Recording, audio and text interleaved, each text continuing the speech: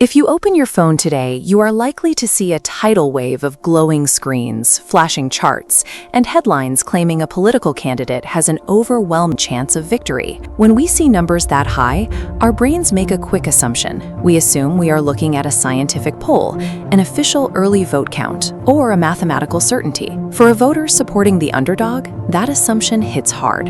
The moment those overwhelming odds appear, motivation vanishes. Knocking on doors, making calls, or even driving to the ballot box suddenly feels like a complete waste of time. But those charts are not measuring the will of the people. They are financial trading markets, plain and simple. And in modern campaigns, those trading prices are actively weaponized. They are packaged and pushed online to manufacture a sense of defeat long before anyone actually votes. Trusting those numbers without knowing how they are generated means handing over your political morale to anonymous day traders. To see how this illusion works, we have to look closely at the mechanics of platforms like Polymarket and 𝗕𝗂𝘁. This diagram shows how these exchanges operate. Users buy yes or no contracts on a specific outcome. If traders buy up a yes share until it costs 70 cents, the public sees a headline declaring that candidate has a 70% chance of winning. But that price is often fragile. If we look at the total number of people actually participating, it can be surprisingly small. This creates a structural vulnerability known as a thin market. According to a 2026 agent-based study, these thin markets are exploited.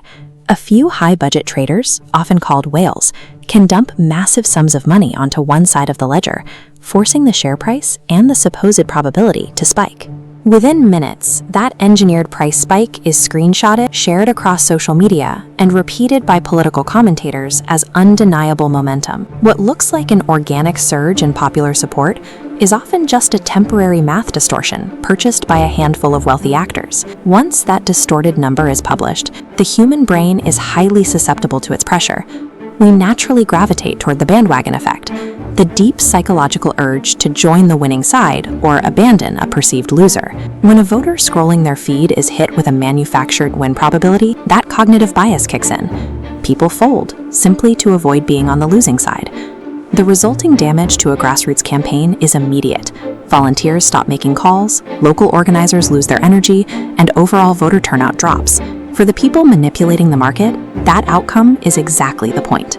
The objective is to secure a psychological victory weeks before the polls even open. The true weapon of a political betting line isn't the data it produces, but the surrender it quietly induces in the electorate. To break that illusion, we have to step away from the digital noise and look at the physical reality here in Colorado. Actual, durable political momentum isn't generated by financial bets made from a distance. It is built through face-to-face interaction. This map charts the physical footprint of Scott Bottom's campaign. By showing up to over 150 events across 59 cities, he is engaging directly with ranchers, families, and workers on the ground.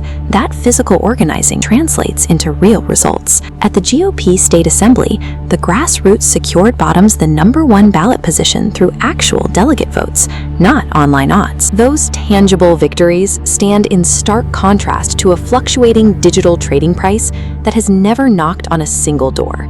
The illusion of inevitability shatters the moment it encounters the physical force of mobilized citizens. If you want proof that heavy favorites can fall, look at the fight between Ilya Taporia and Justin Gaethje. Taporia came in as the overwhelming betting favorite, but the odds could not protect him.